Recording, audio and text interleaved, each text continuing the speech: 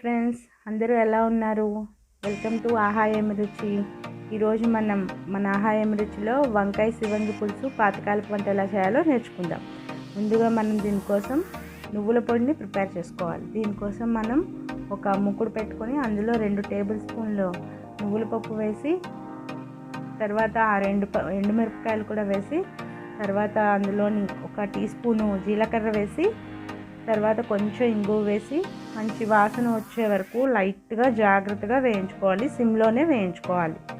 వేయించుకొని దీన్ని మనం ఒక మిక్సీ జార్లోనికి తీసుకొని ఇప్పుడు మిక్సీ పెట్టి నువ్వుల పొడిని ప్రిపేర్ చేసుకోవాలి.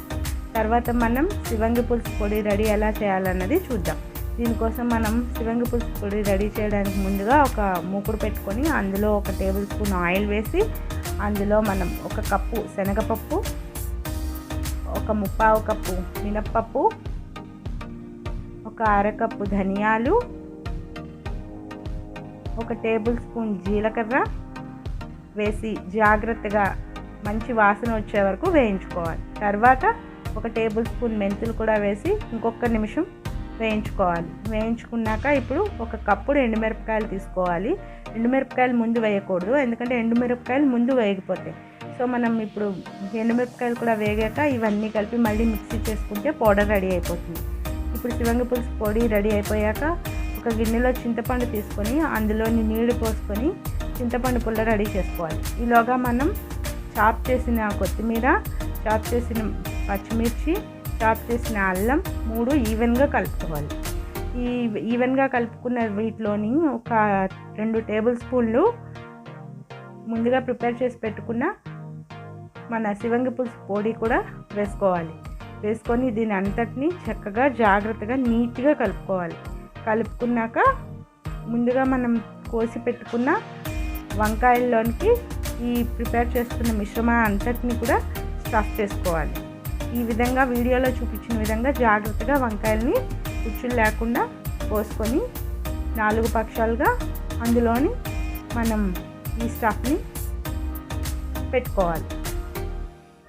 ఇప్పుడు వీడియోలో చూపించిన విధంగా అన్ని వంకాయల్లోనికి ఈ విధంగా స్టఫ్ చేసుకొని పక్కన పెట్టుకోవాలి.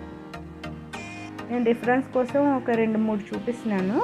ఈ విధంగా మీరు ఎన్ని వంకాయలు తీసుకుంటే అన్ని వంకాయల్లోనికి ఈ స్టఫ్ అంతటిని కూడా పెట్టుకొని పక్కన పెట్టుకోవాలి.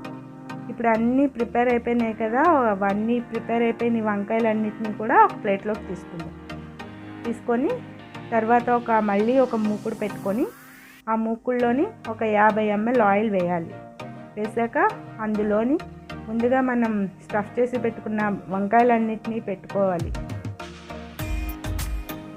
ఈ వంకాయలన్నిటినీ ఈ మూకుల్లో వేసేసాక జాగ్రత్తగా అటు ఇటు కలపాలి. ఈ పొడి బయటికి రాకుండా జాగ్రత్తగా కలుపుకోవాలి. ఇప్పుడు ఈ ఆయిల్ ఆ పొడితో పట్టి మంచిగా వాసన రావాలి. సో మనం ఒక 5 మినిట్స్ దీన్ని మూత పెట్టి మగ్గించాలి. ఈ మగ్గించిన తర్వాత చింతపండు పుల్ల జాగ్రత్తగా పోసుకోవాలి. ఈ చింతపండు పుల్లతో పాటు మనం ఒక 250 ml వాటర్ కూడా వేయాలి. ఇందులోని వేసాక ఇందులో మనం సాల్ట్, అలానే 2 టేబుల్ స్పూన్లు నువ్వుల పొడి కూడా వేసి కలుపుకోవాలి. ఇది ఈవెన్గా అంతా ఒక ఈవెన్గా కలిసిపోయినాక కొంచెం బెల్లం, అలానే కొంచెం శివంగి పులుసు పొడి కూడా వేసి మరుగుతూ ఉన్నప్పుడు కొంచెం పసుపు వేయాలి. ఇందులోని ఈ పసుపు వేసేసాక అన్ని ముక్కలకి పట్టినట్టుగా జాగ్రత్తగా కలిపి పెట్టుకోవాలి. ఇప్పుడు ఈ కలిపి పెట్టుకున్న తర్వాత ఒక 10 నిమిషాల పాటు మూత పెట్టి మగ్గించుకోవాలి. ఇది మగ్గించుకుంటే మంచి వాసన బయటకు వస్తుంది. తర్వాత ఒక మూకుడు పెట్టుకొని 1 టేబుల్ స్పూన్ ఆయిల్ వేసుకొని కొంచెం ఆవాలు, జీలకర్ర, ఇంగువ వేసాక ఒక ఎండుమిర్చి కూడా వేసి వీటంతటిని కూడా ఈ శివంగి పులుసులో కరివేపాకు వేసి ఈ పోపును కూడా పెడితే ఆల్మోస్ట్ మన శివంగి పులుసు రెడీ అయిపోయింది.